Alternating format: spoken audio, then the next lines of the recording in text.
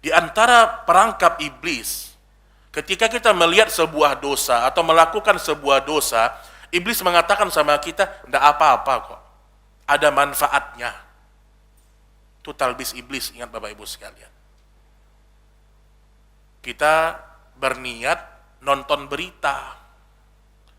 Niatnya apa? Nonton berita, bagi laki-laki terutama. Tapi ternyata yang memberikan siaran para wanita. Yang pakaiannya amburadul. Niatnya nonton berita.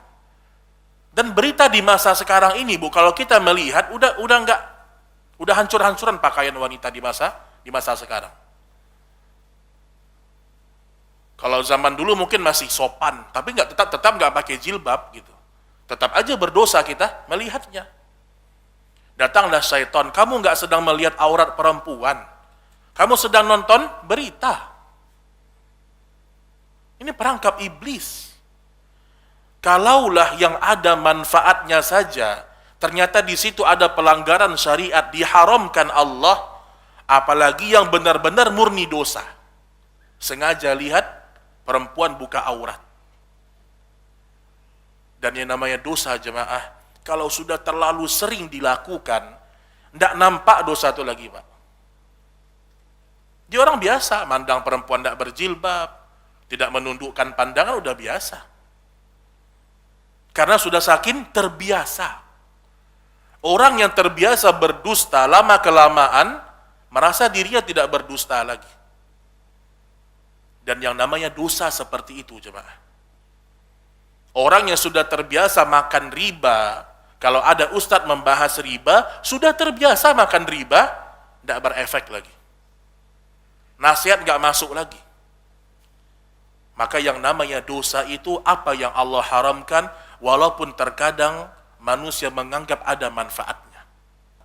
Ditambah kalau dia perempuan, menjaga kehormatan diri, menutup aurat dengan sempurna.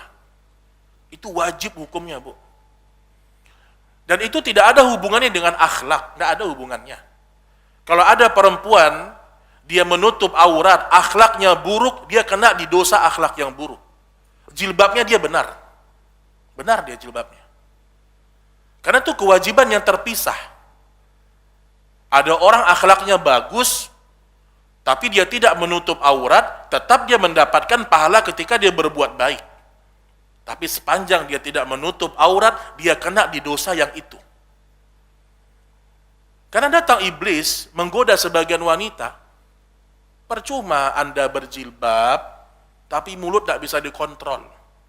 Gak ada kalimat percuma, tidak ada. Karena ini adalah perintah agama. Kalau kita mendapatkan seorang wanita menutup aurat sempurna, tapi akhlaknya buruk, itu dianya. Tapi syariat jilbab tetap diwajibkan bagi setiap muslimah. Maka entah berapa besar dosa seorang ayah, dosa seorang ibu yang membolehkan anaknya tidak menutup aurat. Entah berapa besar dosanya itu, Pak. Apalagi ayah ibunya mendukung. Dan ini bukan sesuatu yang tidak ada, Bu. Ada, banyak. Ketika anaknya pacaran, tidak menutup aurat, dibolehkan sama orang tuanya. Rusak. Nanti giliran orang tuanya dapat hidayah, curhat sama ustadz. Ustadz, semenjak saya ngaji, saya nyuruh anak saya kajian, dia tidak mau. Banyak orang tua tidak adil. Dulu dia yang mengajarkan anaknya rusak dengan agama. Ketika dia dapat hidayah, dia nggak sabar untuk berjuang memberikan penjelasan kepada anaknya. Banyak orang tua begitu. Tadinya orang tuanya suka musik, suka nyanyi, suka joget-joget, dapat hidayah. Anaknya belum. Terus tiba-tiba anak disalahkan terus. Padahal anak tumbuh seperti itu karena dulu orang tuanya mendidik salah. Maka orang tua ketika melihat anaknya tidak mau mentaati Allah, salahkan diri kalian sendiri dulu. Baru salahkan anak itu kalau dia tidak mau kembali ke jalan Allah.